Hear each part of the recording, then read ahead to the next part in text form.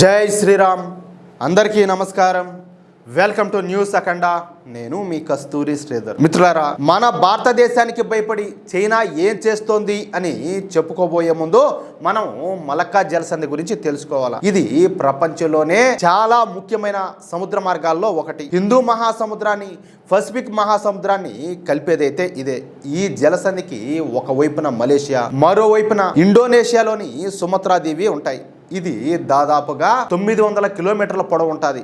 వెడల్పు కొన్ని చోట్ల 250 కిలోమీటర్లు ఉంటే సింగపూర్ దగ్గర ఉన్నటువంటి ఫిలిప్ ఛానల్ దగ్గర మాత్రం కేవలం 2.7 కిలోమీటర్లే ఉంటుంది. ఇక ఈ మలక్కా జలసంధి అంతర్జాతీయ నౌకా రవాణాకు అత్యంత ముఖ్యమైన చోక్ పాయింట్ గా పనిచేస్తుంది. ఈ మలక్కా జలసంధి ద్వారా ప్రతి సంవత్సరం దాదాపుగా 80,000 కంటే ఎక్కువగా అంతర్జాతీయ వాణిజ్య నౌకలన్నీ కూడా రాకపోకలు సాగిస్తూ ఉంటాయి. పశ్చిమాసియా నుంచి అంటే అరబ్ దేశాల నుంచి తూర్పు ఆసియా దేశాలైనటువంటి చైనా, జపాన్, దక్షిణ కొరియాలకు సరఫరా అయ్యేటటువంటి చమురులో సింహభాగం ఈ మార్గం ద్వారానే రవాణా అవుతుంది. జపాన్ అలాగే దక్షిణ కొరియాలను పక్కన పెడితే చైనా ఈ మలక్కా జలసంధి మీద విపరీతంగా ఆధారపడి ఉండాలి. చైనా ఎగుమతులలో దాదాపుగా సగ భాగం ఎగుమతులు అలాగే దిగుమతులు ఈ మలక్కా జలసంధి ద్వారానే జరుగుతాయి. దాదాపుగా 100 లక్షల కోట్ల రూపాయల విలువైనటువంటి ఉత్పత్తులను చైనా ఈ మార్గం ద్వారానే ఎగుమతి అయితే చేస్తూ ఉంటది. పైగా ఐరోపా, ఆఫ్రికా అలాగే పశ్చిమాసియా దేశాల నుంచి తూర్పు ఆసియాకు చేరుకోవడానికి ఇది అత్యంత తక్కువ దూరం కలిగినటువంటి సముద్ర మార్గం. ఇక మన భారత విషయానికి వద్దాం. మన దేశ ఆర్థిక అలాగే రక్షణ రంగానికి కూడా ఈ మలక్కా జలసంధి ఎంతో కీలకం. భారతదేశం చేసేటటువంటి మొత్తం సముద్ర వాణిజ్యంలో 55% నుంచి 60% వరకు ఈ మార్గం ద్వారానే సాగుతుంది. ముఖ్యంగా మనము జపాను అలాగే అమెరికా దేశాలకు చేసేటటువంటి ఎగుమతులను ఈ మలక్కా జలసంధి ద్వారానే నిర్వహిస్తూ ఉంటాం. ఇకపోతే మన భారతదేశానికి చెందినటువంటి అండమాన్ నికోబార్ దీవులు ఈ మలక్కా జలసంధి ప్రవేశ ద్వారానికి అత్యంత సమీపంలో ఉన్నాయి. ఇది మన భారత నావికా దళానికి, మన భారత వైమానిక దళానికి పర్యవేక్షణ పరంగా ఒక గొప్ప వ్యూహాత్మక ప్రయోజనాన్ని అయితే కల్పిస్తుంది. అంటే ఈ మలక్కా జలసంధిని కంట్రోల్ చేసే అవకాశం మన భారత నేవీ అలాగే మన భారతీయ వాయుసేనకు ఉంటుంది. అందుకే ఈ ప్రాంతం పైన గట్టి పట్టును సాధించడానికి మన నరేంద్ర మోడీ గారి ప్రభుత్వం ఏకంగా 80,000 కోట్ల రూపాయలతో ఈ నికోబార్ దీవులలో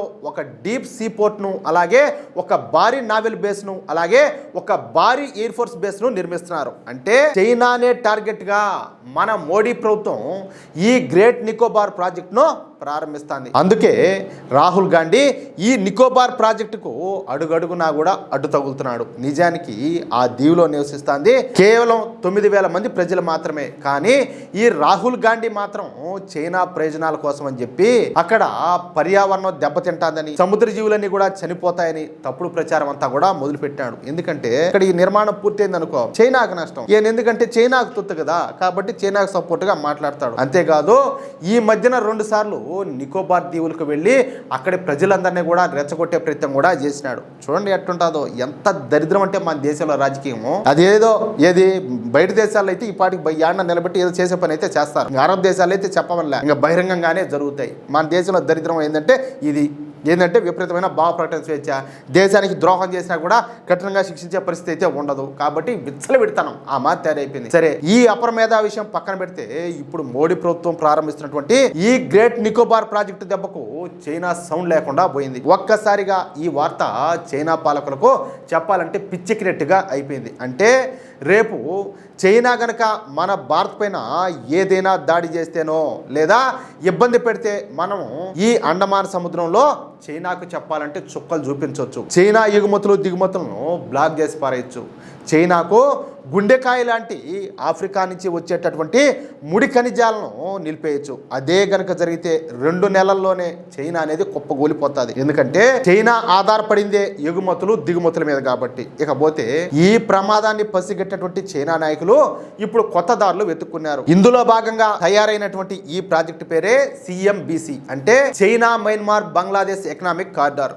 గతంలో భారతదేశంతో కలిపి బంగ్లాదేశ్, చైనా, ఇండియా, మయన్మార్ కారిడార్గా ఈ ప్రతిపాదన అయితే ఉంది. అయితే రక్షణ కారణాల వల్ల అలాగే వ్యూహాత్మకంగా భారత ప్రభుత్వం దీనికి దూరంగా ఉండటంతో ఇప్పుడు మన భారత్ను పక్కన పెట్టి చైనా, మయన్మార్, బంగ్లాదేశ్ ఆర్థిక కారిడార్ రూపంలో దీన్ని అయితే ముందుకు తీసుకొని పోతుంది. చైనా నుంచి మయన్మార్ మీదుగా బంగ్లాదేశ్ వరకు రోడ్డు అలాగే రైల్వే నెట్వర్క్లను అనుసంధానించడం ఈ ప్రాజెక్టు యొక్క ముఖ్య ఉద్దేశం. చైనా తన ఇంధన దిగుమతుల కోసం మలక్కా జలసంధి పైన ఆధారపడ్డాన్ని తగ్గించుకొని మయన్మార్ అలాగే బంగ్లాదేశ్ ద్వారా నేరుగా బంగాళాఖాతంలోకి హిందూ మహాసముద్ర ప్రాంతంలోకి ప్రవేశం పొందాలని చెప్పేసి భావిస్తుంది. ఎందుకంటే భారత్ ఈ మలక్కా జలసంధిని ఆనుకుని ఉన్నటువంటి అండమాన్ సముద్రంలో గ్రేట్ నికోబార్ ప్రాజెక్టు నిర్మిస్తుంది కాబట్టి ఇక ఈ దిక్కుమాలినటువంటి China, Myanmar, Bangladesh economic corridor కు కనీసం $100 బిలియన్ ఖర్చు అయితే అవుతుందంట. అంటే దాదాపుగా 9.5 లక్షల కోట్ల రూపాయలు